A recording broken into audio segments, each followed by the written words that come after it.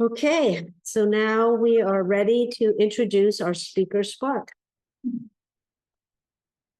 So this morning, I'm excited to introduce our speaker, Lynda Bianchini.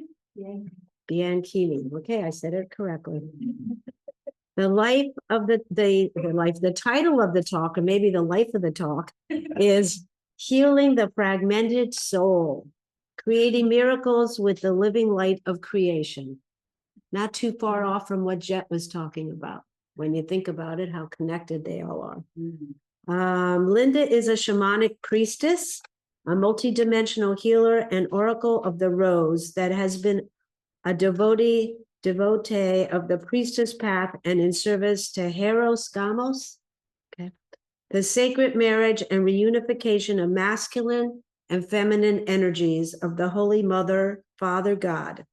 She is currently a student of Annabelle du Boulay, founder of the Avalon Rose Chapel and the Avalon Rose Priestess Training. And she will be accredited as an Avalon Rose Priestess in 2025.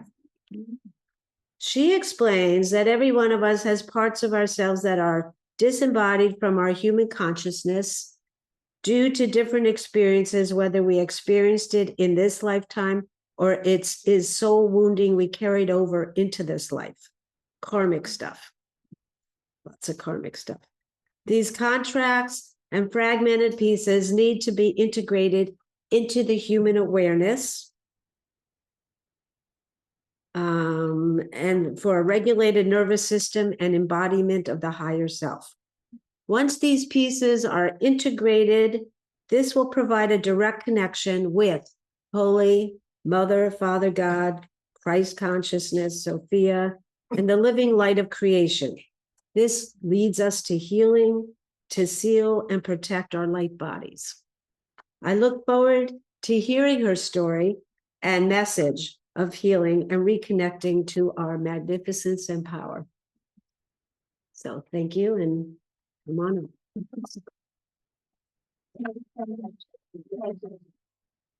Hi, everyone. Good morning. Good morning. Thank you so much for having me this morning. Like Annette said, my name is Lynda. And I want to thank Circle of Miracles for inviting me to speak. I want to thank everyone for the warm welcome. And I just want to make sure, can everyone on Zoom hear me okay? Can you just give a thumbs up if you can hear me? Okay, thank you so much. Just a little background to my story, so you can all get to know me. And like many of you, I believe that we all come here fully connected to our divinity, fully remembering who we are on a soul level through all time, space, and dimension. As children, connected to who we are on a soul level, connected to source, connected to our higher self, in full remembrance of our original soul's blueprint. And as a child, I remember staring into the mirror. I had these full-length mirrors in my bedroom, and I remember probably being 4 or 5 years old, and I would stare very closely into my own eyes. And I had these very big questions, and I would look into the mirror and I would say, who are you? Where did you come from? Where are you going to go when you leave this place? And it was almost like source, my higher self, my soul was looking at this physical body, this human, like, how did you get onto this planet? Why did you come back to this place? Almost like I knew that I was being prepared for some type of, I don't know, experiences that my human was going to go through that were very tough. And we all go through tough experiences. We all tune out our divine connected self from source and our higher self at some point or another. And so I believe that as humans who come back to this earthly realm, it is the human experience to go through separation. It is the human experience to experience disconnection from source and remember all of our parallel lives, past lives, however you want to define it, and integrate the soul aspects of our true nature from our original soul's blueprint to serve here as a divine being in service to God, source, creator. And my story that played out through a good portion of my life was feeling separated from God, from the Holy Father. And I just want to take a minute to recognize all of the fathers, soon to be fathers, and most especially my father, who gave me a very privileged life. He's a great provider. Hi, Dad.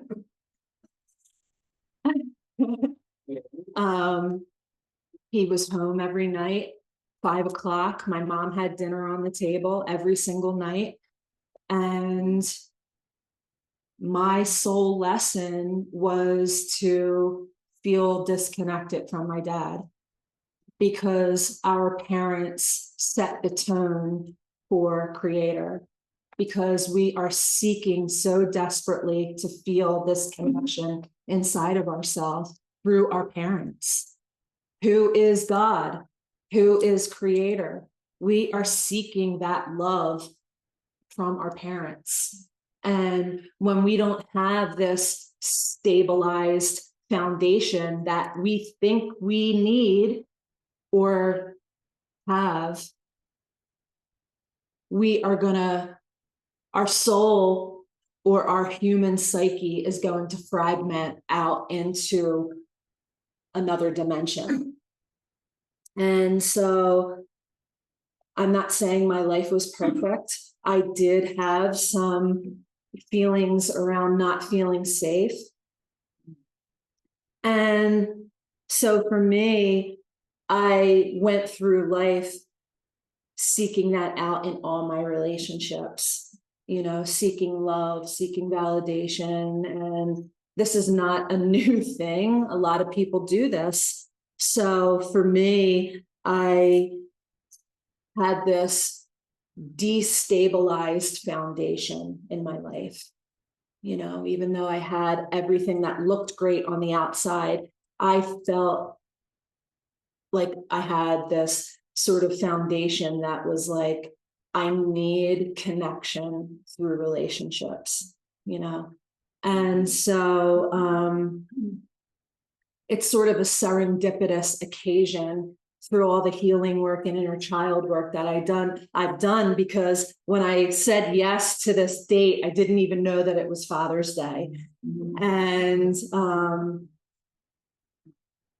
so I'm feeling very blessed and very grateful for feeling like my life has come full circle around the healing that I've done, around all the wounds around the masculine, that has taken me back to healing the energetic imprint that I came into this lifetime, and healing that disconnect from the Holy Father and the masculine in general, because that played out in my life with putting up this protective shield around my heart. And even though so desperately I wanted to be loved, it kept this block saying, I can do everything myself. I'm a strong woman. I got this. But there was this desperate part inside of me that just longed to be held for the woman that I am. So when I was just numbing myself out to the pain that I felt for feeling so lonely and numbing the feelings, I found myself in a cycle of really vicious patterns of addiction and alcoholism. And I was in the program of AA, and I really couldn't hear my internal navigation system or inner voice or what my inner child was really longing for, because I was in so much pain of just going through these cycles. And so I was getting chronically ill.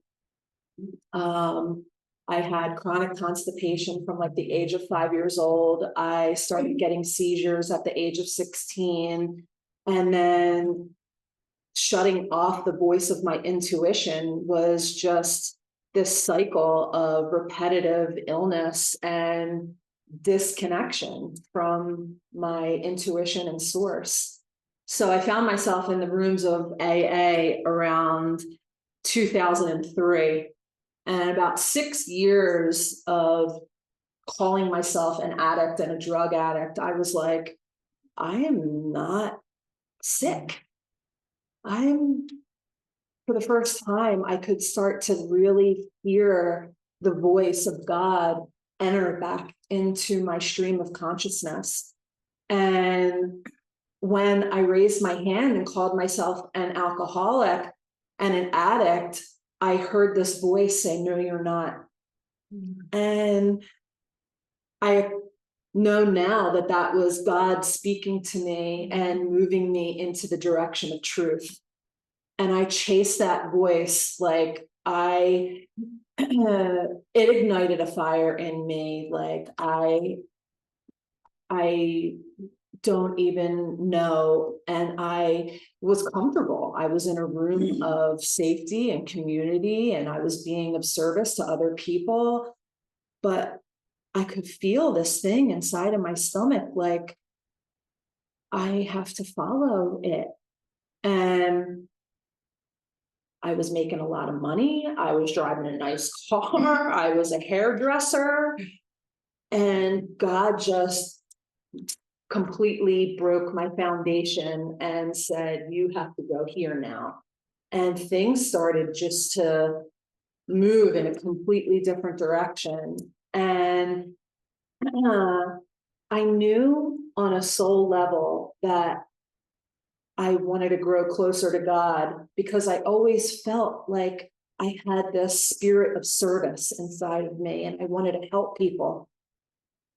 But I knew that I wasn't sick. I knew that I wasn't a drug addict or an alcoholic. I had this longing inside of my heart to be with my beloved. It was like this calling of my soul to connect. But I kept connecting with all the wrong people. I kept connecting with men that like couldn't provide. They were abusive. I was in these codependent relationships. But the more I kept moving towards that still voice, that small voice, I knew that I was moving towards the right path. And so I left the rooms of AA and I started moving towards a path of self-healing. I started doing Reiki. I started, but I never felt connected to the modality, which is strange. It was like something viscerally in my body wasn't allowing me to run the energy. And when I got connected to the master class, I started intuitively, like shamanically healing, pulling things out of people's body. So I felt like, I was like, I'm a shamanic healer. I was like, I know how to clear things shamanically. So in 2016, I was in 2015, I was in another failed relationship. The guy was a drug addict and an alcoholic, and he would like disappear for days on an end, and I would be so tired when I was around him. And I was like, I'm going away. I'm going away from, it's my 40th birthday, and I am going to New Mexico. I got this calling in my soul to go to, there was a retreat out in New Mexico, and I got so activated by the grids out there, and we were doing like this silent walking meditation, and we were connecting with our I am presence. And all of a sudden I started hearing digga digga digga digga digga digga digga digga digga digga digga. And I had my journal in my bag, and I was with my mom. I totally convinced her to come with me. I was like, it'll be a girl trip, it'll be fun, come with me. And we're in our little cottage. It was like in the hot springs of New Mexico. But little backstory, as we're driving out from Albuquerque to Taos, it's like a 2-hour drive. I'm driving out there, and I'm like, I know this place. I've been here before. She's like, you have? I'm like, no, like I remember this place. The grids of the land totally were like, it was an aspect of my soul that was being integrated. It was like my shamanic blueprint had turned on, and I was never the same since. So catching you up to those drums, the spirits, we were in the cottage, and I put the journal in my bag. She said, why are you wearing a journal in your bag? She was like, we're going on a hike. You don't need all that stuff. And I look at her like super serious, dead in the eyes. I don't even know what came over me. I was like, I might need it. She's like, okay. So we go on the hike, and I hear the drums, all of this, because I do automatic writing, and I pull the journal out of my bag, and I see full on, like my oracle gifts open up, and I see all of these native spirits in the land, like dancing around this fire. Like, I was like, what is happening? And I'm like journaling in my thing. I knew I needed that journal. And the chief comes walking before me. And you have to understand, at 40 years old, another dead end relationship, I was like so hungry for my soul mission to be activated. I wanted to know how to serve. I just wanted that piece of me to come online so desperately. And this chief comes walking over to me, and I immediately knew he was my father. And he said to me that I was sharing the gifts of the tribe with the white man, and it was like a no-no, and he killed him, and he killed me, and he was so sorry, and he told me about my gifts, and that I was to seek out shamanic breath work. And I was like, what is that? And I came home, told my mom, and she's like staring at me, and she was like soaking it all up. And I came home, I left that dude, I found a shamanic healer in Sedona. I went on like a month-long training. I was so like, I just went full force into my gifts. And the more I continued on that path of staying in service and listening to God and getting quiet, I integrated those aspects of who I am and aligned with that original soul's blueprint that continues to come online to be of service to God, and praying not what I need, but how can I serve humanity? What do you want from me? How can I serve the greatest good of all for you today? And so where I kept falling short was in my relationships with men. And this was something really deep for me. And it really brought me back to the story I kept playing out with my dad and feeling disconnected from our relationship. I knew that there was more inner child stuff that I needed to do. And when I created more space and time for that little girl inside of me, I noticed that I was very in my masculine energy. The way that I was raised around like trying to make money and trying to like put myself out there, I wasn't in my receptive, nurturing, receiving energy. And I needed to really take a look at how all the men that I attracted in my life, it was there was a lot of distortions in the dynamics, and I was like, I'm holding that frequency. That's why I'm attracting these energies.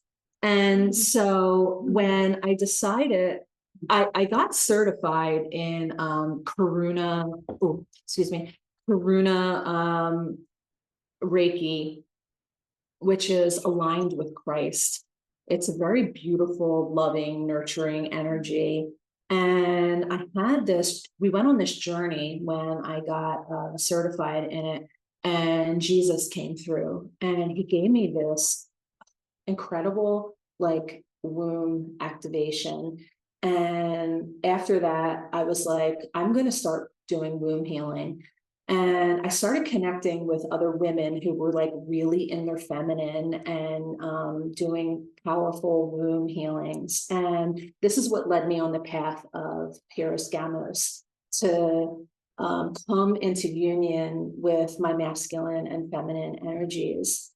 And I realized that from the higher dimensional perspective, we have a architecture of our light body that is both masculine and feminine. And every time I played out this story of, feeling disconnected, feeling wounded, and all this stuff, there was a piece of me that was still fragmented in the higher dimensional realms, and it allowed for